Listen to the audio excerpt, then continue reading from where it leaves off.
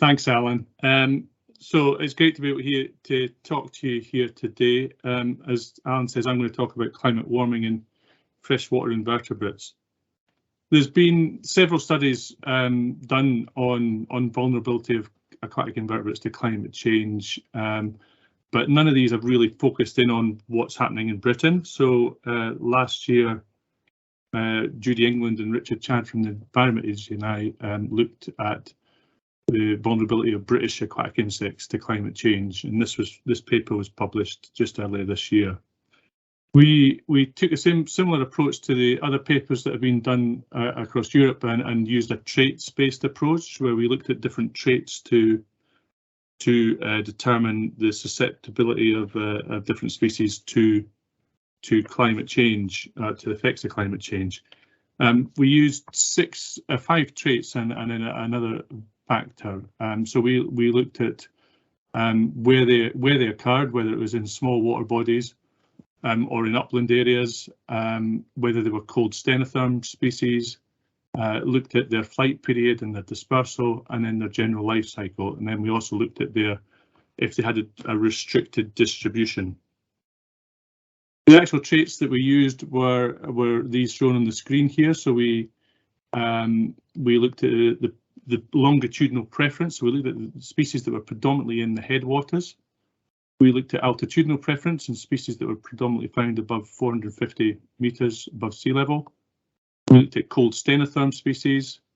We looked at species with a short flight period, so they weren't able to adapt and adapt their flight period. So with flight periods that were less than 2 months. Short life cycles, so univoltine or semivoltine or living for more than longer life cycles, and restricted distribution, so species that had only been were classified as nationally rare, which is less than 10 kilometre squares in the UK. We sourced most of the trait information from Freshwater Ecology Info, which is a fantastic resource. It's got trait information on huge number of species from across Europe, and for many more traits than the ones that I've shown there. We were able to get information for all bar one of the mayfly, stonefly, and caddisfly species that we're focusing on.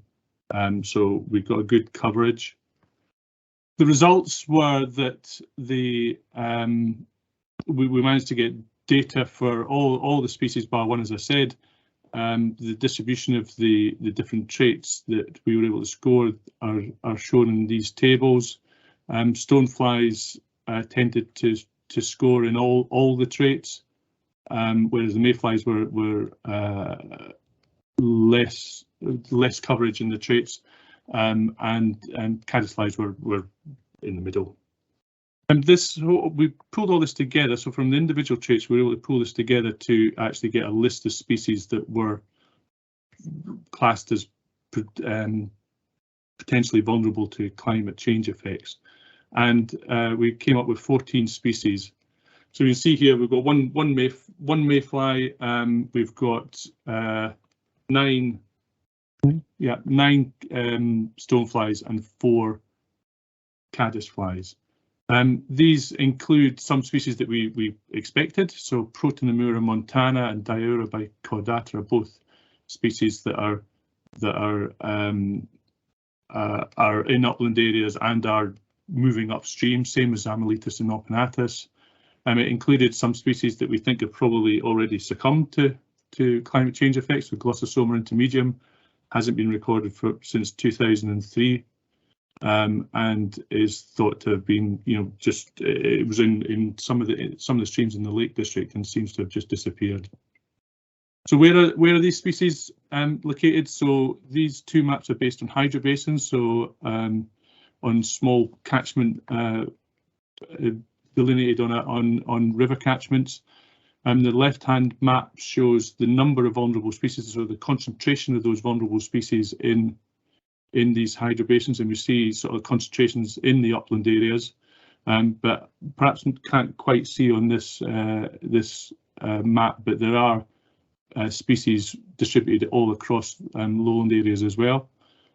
The right-hand map shows for each hydrobasin the maximum vulnerability, if you like. And you can see that the areas with high vulnerability are in upland areas again. There's some in the Lake District, in the Cairngorms, in Snowdonia, and so on. Medium vulnerability is more widespread and includes some of the lowland areas and lowland areas such as Dumfries and Galloway, and the Lothians. What we plan to do with this, well, the next steps are to collect more distributional data so we can get a better idea. Some of the vulnerable areas are less well represented, particularly the uplands and headwaters are not routinely sampled by SEPA. So if we can gather more information on those from other sources, that would be useful. We're going to look at life history traits more carefully and also look if we can extend this approach to other species groups. So out into, for instance, and some of the fly species, the Diptera species. We're going to investigate change over time. There does seem to be that there's been a change over time and that some of the high risk species have been lost already in some of these hydrobasins. So that's something that we're also going to look at. What I'm going to do now is I'm just going to go through one of those species and give you some idea of the work that we've been doing, looking at the impacts of water temperature rises on the species. So this is Amyletis inopinatus. It's the upland summer mayfly.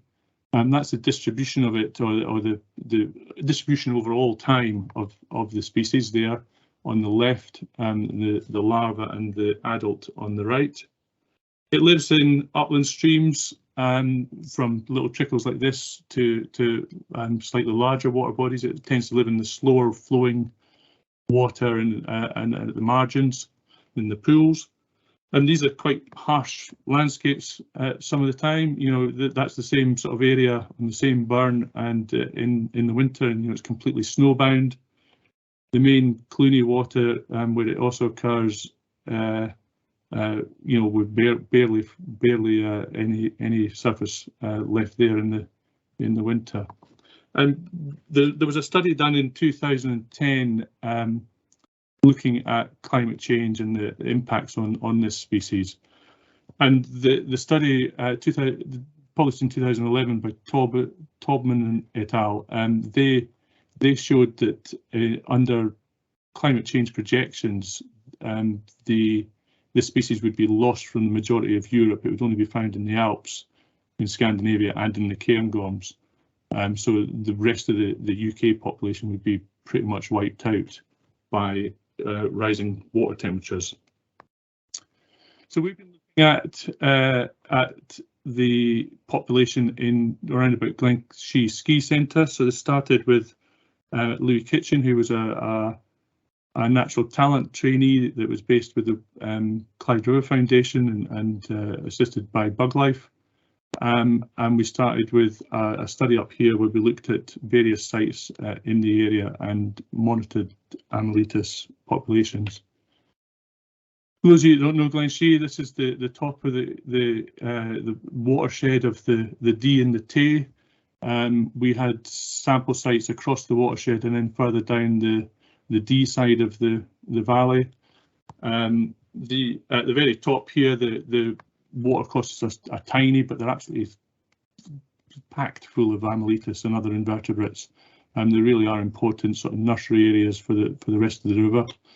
In the winter, there's significant snowfall. There's usually significant snowfall up here, and these streams become completely snowbound and actually, in some cases, stop flowing.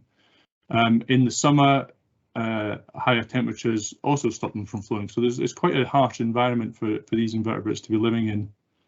The other pressures are that it is a ski centre and you get hundreds upon hundreds of cars up there. If you can see the white van on the right of that picture, that's our sampling site. So we didn't get any sampling done that day. But yeah, so there's other pressures there, and there's there's pollution from vehicles and other stuff up there as well. We had temperature loggers out in this area to have a look at the temperature, and this is at that white van site. and what we saw was that the snow cover was actually maintaining the water temperature at around 3 or 4 degrees through the winter. That was allowing Amylitis to grow steadily through the winter, whereas in other sites its growth was slowing down. So it was important. The snow cover was important for the species there because it has to get out of the river before it starts drying in the summer. So it's got that window between sort of end of April in this year shown here, to middle of July, where it's got to do all its development and get out, mate, and then lay its eggs. One of the other things that we looked at was the altitudinal sort of like cutoff for this species. We know that it's been lost from a lot of its lower altitude sites, so we've been looking at how it is sort of like retreating uphill. This is further down. The ski centre is at the bottom of this map, and as you go down Glen Clooney,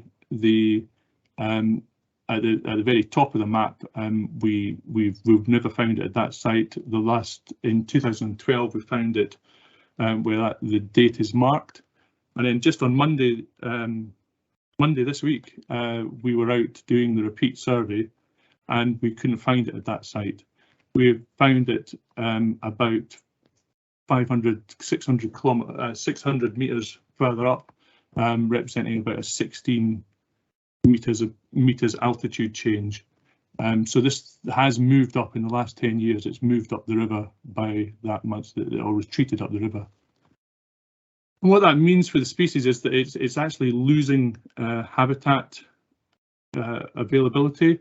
If we look at the same area and look at suitable habitat, if there was no problem, it would have about 126 kilometres of stream, and we're probably just about at we're just over the 450 metres. It's up at 460 metres above sea level, so it's already lost a proportion of its habitat there.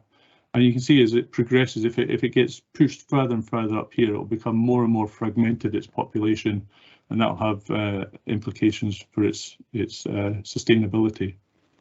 Extrapolate that out to Scotland, and you see that the work that Tolman et al. Showed that the cairngorms are going to be the stronghold for this in Scotland. That's shown in these maps showing just the altitude. And the other thing that we've been working on is we've been working with Faye Jackson and Ian Malcolm at Marine Scotland to incorporate some invertebrate metrics into the stream monitoring network app. And we've been looking at stonefly eggs and their optimum development. This seems to be the stage in stoneflies that is key. So it's the egg stage. It's not the larval stage or the adult stage. And the egg stages have quite restricted development temperatures, and the optimum temperature is really quite low. It's for most species it's below 10 degrees. So we've worked with Faye and Ian to get some metrics for invertebrates, and the reason this is important is so that we're not just thinking about fish when we're doing things like planting trees to protect watercourses. We're thinking about invertebrates as well, and where we should be putting trees for them as well. And this sort of planting on the River Mick is perfect for species like Amylitis. It's going to provide cover. It's going to provide a food source as well. But we need to have these in the right place at the peak time. We need to start doing much more of this now, if species like Amylitis are going to survive into the future. Attention. I'm happy to take any questions now or later.